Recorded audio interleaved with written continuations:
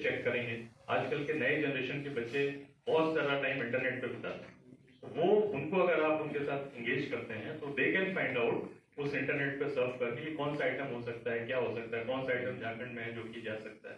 और इस दिशा में डीजीएफटी के लोग जो है आपको एक जानकारी देंगे। दूसरा प्रयास ताकि आप डोमेस्टिक मार्केट पर न डिपेंड रहते हुए या डोमेस्टिक मार्केट को सर्व करते हुए उसके साथ साथ इंटरनेशनल मार्केट में भी अपना फुटप्रिंट बना सके। बाकी भारत सरकार की बहुत सारी योजनाएं वित्त से संबंधित, एक्सपोर्ट फैसिलिटीज से संबंधित, that we will definitely will provide.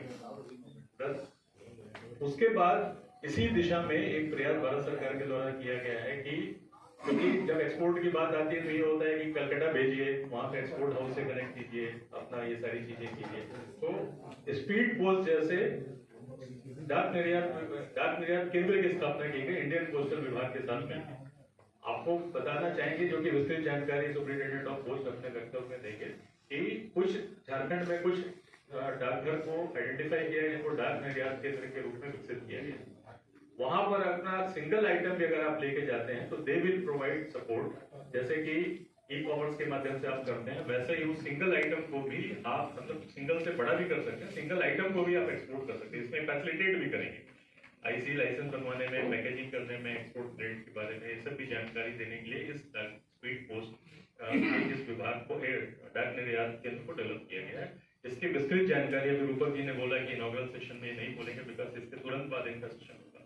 तो मेरा अनुरोध है कि उनकी जो भी स्कीम्स हैं उनको भी आप समझिए और उसको एक्सप्लोर कीजिए, रेदर देन कि हम एक छोटे से एरिया में कन्फाइंड रहें और हम लोग उसी समस्याओं के बारे में चर्चा करते रहें, उसी में उलझे रहें, उसी से निकलने की बात करते रहें और फिर अपने ही अधोगति के ऊपर चर्चा करते करते ये कहें कि सब कुछ बिगड़ रहा है, सब कुछ खत्म हो रहा है, सब कुछ नहीं बचा है।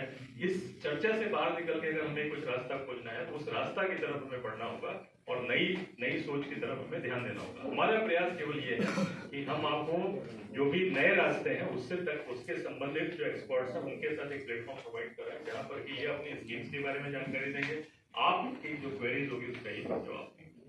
तो ये हो गया एक्सपोर्ट से संबंधित जो कि मैंने बताया। तीसरा एक वित्तीय समस्या होती है एमएसएमईज की, जिसमें कि बहुत ज्यादा क्रेडिट नहीं देते हैं, ट्रस्ट नहीं करते हैं, तो उसके लिए भारत सरकार की स्कीम है सीजीडीएमएससी, जिसमें कि आपके द्वारा बैंकों के द्वारा आपको दिए गए लोन का लगभग 80 से 90% का गारंटी जो एमएसएमई विभाग के द्वारा एक ट्रस्ट डेवलप किया गया है, वो ट्रस्ट गारंटी लेता है।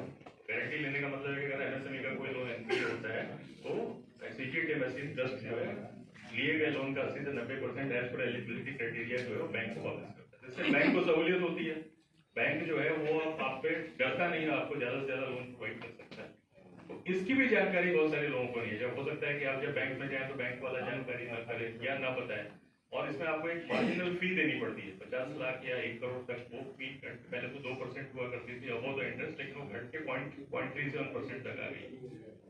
तो एक्सेस टू फाइनेंस में आप कैसे जुड़े, इसके लिए हमने सीजीडीएमएससी के ऑफिस से, मुंबई से डायरेक्ट जो ट्रस्ट का ऑफिस है वहां से हमने एक्सपर्ट्स को कनेक्ट किया है, जो कि आपको वीडियो कॉन्फ्रेंसिंग के माध्यम से अपने स्कीमों के बारे में जानकारी देंगे। ये जानकारी